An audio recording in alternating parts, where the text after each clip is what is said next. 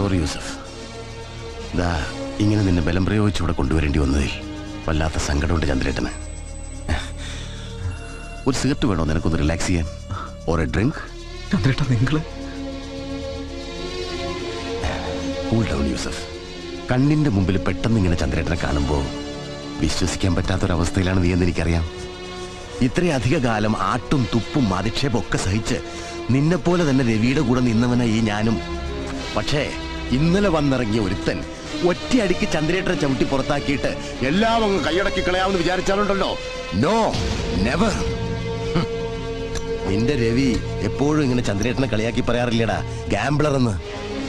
ഉള്ളിന്റെ ഉള്ളിൽ അത് തന്നെയാ ചന്ദ്രേട്ടൻ ഇപ്പോഴും, ചൂതാട്ടക്കാരൻ.